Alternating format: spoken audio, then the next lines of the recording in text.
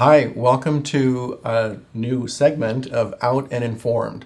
This is the program for therapycable.com that's all about issues and concerns of the LGBT community. My name is Jim Brillon. I'm a marriage and family therapist intern, and I practice in Los Alamitos at the Institute of Advanced Studies. And I'd really like to hear from you what you think of some of these different episodes that we're doing and things that you might want to hear us talk about, present. If you want to get in touch with me, you can reach me at james@bodymindcounselor.com, and I'm looking forward to hearing from you what you are thinking about this. To start off with, I guess I want to talk about the title of our show, Out and Informed. The informed part is because I think the goal of this program really is to inform, to inspire, hopefully to engage people talking about some of the issues that LGBT clients bring into therapy. And the out part, of course, that word is synonymous with the gay community. The word out, it's talking about coming out, whether somebody is out or not. And coming out basically means that you're disclosing your orientation to people. And that's a whole process that is really different for different people. It takes time, and it's not something that happens overnight. Some people never come out, and the process happens in phases, really. For most people, I think the first part of the process is really coming out to yourself, sort of accepting that yeah, I really am gay, or I am bisexual, or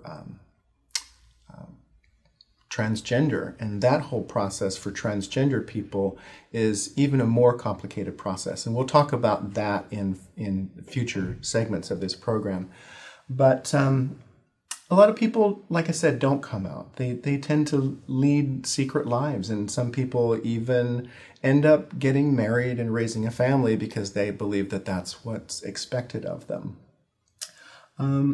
Coming out is really one of the most difficult and one of the most important aspects of a gay person's life. And it's kind of tricky because what it really means is that the person really has to relive a lot of the trauma, which really is what it is, that led people to be in the closet in the first place. It means making a conscious decision that I'm going to live my life publicly and face the rejection, face the possible isolation and humiliation and negative comments from people. And that takes a lot of courage, and it makes a lot of sense to me why many people don't come out and why the process is so difficult. One of the ways of understanding the whole coming out process is through, psychology likes to come up with stage model concepts. And one of the most widely accepted concepts is the concept of identity formation, gay identity formation, that Vivian Cass came up with. And it's basically talking about coming out as being a series of phases or stages that people go through, where you kind of start out at a place where you're just confused because you have all of these mixed messages and negative messages and internal conflicts that you have to deal with, and just trying to make sense of what does it even mean to be gay. And then you tend to move to a place of comparing or comparison. It's like, I know that person's gay and there's some things about them that I relate to, but in this way, I'm actually a really different kind of a person. And we kind of compare lives to see, where do I fit in? Where do I belong? Hopefully, if there's enough support in the environment and you have enough inner resources, you can come to a place of tolerance. And there's that word tolerance again, where I think really what tolerance means is just sort of putting up with something that you're not really that comfortable with. And I think that's a place that a lot of gay people get to, and where they just are having a hard time integrating this identity into their lives. And hopefully they get to the place where they come to some acceptance. And that's the place where you just kind of go, okay, I'm just not going to fight this anymore. I'm going to accept this as part of my life.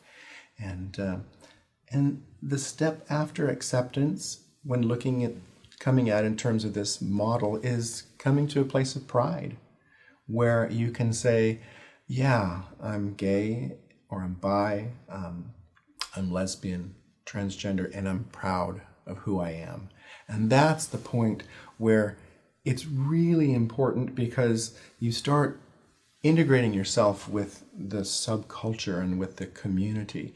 And that's also a point where there's lots of benefits that come from that, and there are lots of risks too, because you can be involved and integrated in the community in terms of activism and standing up for equality and standing up and fighting for your rights and for the rights of other people, and social change, making progress.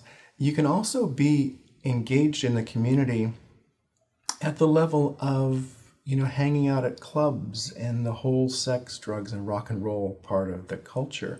And that's a real part of the culture.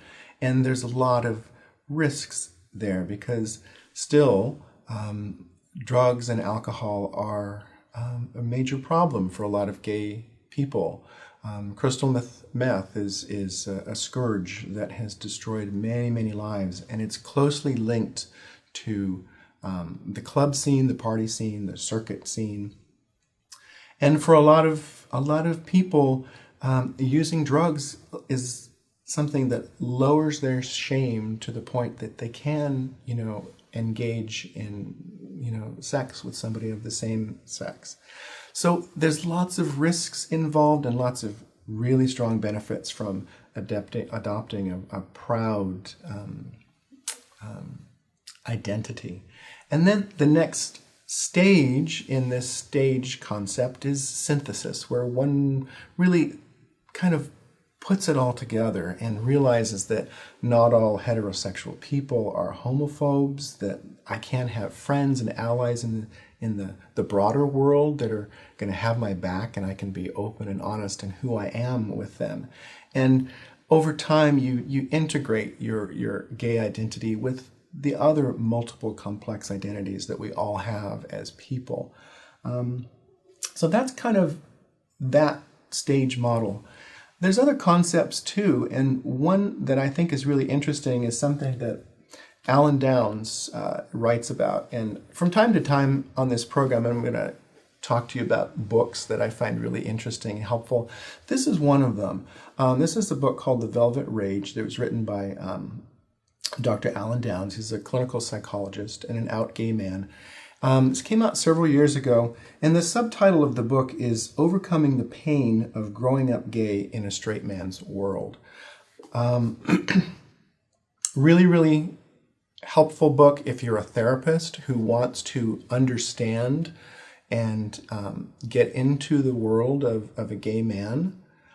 It's written specifically about gay men, but it also applies across the LGBT spectrum. It's also really helpful, I think, if you're a gay man who's really wanting to understand the process and reading about other people who have gone through the process of coming out and integrating their lives. Very, very helpful book. Another book at some point that I'll talk about is Gay Affirmative Therapy. And this is by Joe Court, and we'll do some segments on that too. But back to Alan Downs, his concept of coming out is really a three-stage idea, where he said it's really all about learning to overcome shame, the shame that gay people internalize because they're given negative identity messages and chronically invalidated and being given messages that they're not okay, they don't fit in. And all of that stuff, along with bullying and rejection, can really be overwhelming. And that's the first stage that Downs talks about, is being overwhelmed by shame. And then we go into a second phase, which is really compensating for shame. And that's another area that's kind of wrought with potential problems, because an aspect of shame is experiential avoidance. When we're in shame, we just don't want to feel it because it makes us feel like we don't fit in, we don't belong, like there's something wrong with me, like I'm somehow defective. And that's the feeling, that's the affect that is created in the body and in the mind. And people will do whatever they can to stop feeling that. And shame avoidance strategies come in many forms, including alcohol and using substances and sex. And all of those things can become addictive. They can become real problems if you're not careful. You can also develop, a persona that's sort of a narcissistic defense. We're trying to appear to be perfect. And Alan Downs writes about the development of the persona of the fabulous gay man, where everything in my life is perfect, and I only go to the best clubs, and I my clothes are perfect, my body is perfect, and that brings in the whole idea of body image. That's a huge issue in the gay community. Back to his model or his concept of navigating shame, he talks about finally cultivating authenticity, meaning you finally get back to your own values, what you really want out of life, what you really care about. He talks about cultivating joy, finding the things that really make you joyful. And that joy feeds your passion, and passion feeds your purpose. And now you're really talking about being an authentic person and really synthesizing your identity, making sense out of it for you. So those are kind of some concepts about coming out. It's also important, I think, to talk about LGBT development and recognize that the pathways that gay kids take is different than for heterosexual kids. And it's important to recognize that gay adults were once gay children. And they go through different stages. We all go through stages of our development where we start to develop our identity. For gay kids, between the ages of 4 to 9 approximately, they start to figure out that I'm different. They start to recognize same-sex attractions and different ways of feeling about people of the same sex, and it's conflictual for them. It doesn't make sense. Sometimes that period in development is referred to as sensitization. But then they go into adolescence, and along with all the other challenges of adolescence is this whole issue of dating. We, as young people, we start to learn how to form relationships with people. And if you think about it, straight kids are making up and breaking up, all the time. And they might have a really strong relationship with a new girlfriend or boyfriend that might last a week. And then they break up and they find somebody else that better fits them. And it's that whole exploration thing where kids are finding out what they want and figuring out how to connect with other people. And for straight kids, they get to take their dates to the prom, and they get to take their dates home to meet their mom and dad. And they get lots of positive validation for that. And for not all gay kids, but for many gay kids at that same stage in their life, they're learning to conceal their identity. They're learning to hide because it's just not safe, often within their own families, to be who they are. So it's important to recognize that there's a different pathway that gay kids take than straight kids. And that's also the point where they kind of lose the roadmap. There's really no map that tells them this is how you do it, yet they're trying to form an identity for themselves at that point. And then, of course, the stage that hopefully they move into is a coming out stage. And And that's that coming out stage where you're starting to disclose your identity and integrate it into your life. It also can become kind of a prolonged adolescence in a sense. So that's something to consider as far as gay person's development. So what happens as a result of all this shame and negative identity messages for a lot of people? And it's easier for people that grow up in metropolitan areas where they're exposed to lots of diverse people. For people that are growing up in Kansas or Alabama or somewhere where, you know, the social mores are much more conservative and restrictive, it's really a struggle. A gay kid is going to have a much different growing up in Los Angeles or San Francisco as opposed to, you know, South Florida or Texas. Just some real things to think about. But what happens as a result of all of this conflictual messaging that we get as kids and as gay people is shame, which turns into self-aversion. It can turn into self-hatred. And a lot of times you see real self-doubt where people just, they forget how to trust their own instincts, and they can actually lose a sense of really themselves. And that's a big part of helping people to work through shame in therapy. That whole issue of avoiding shame and seeking external validation, you know, for the way I look or whatever it is, because kids that are chronically shamed and invalidated, over time, they lose the ability to validate themselves. So a lot of times people will look for external validation.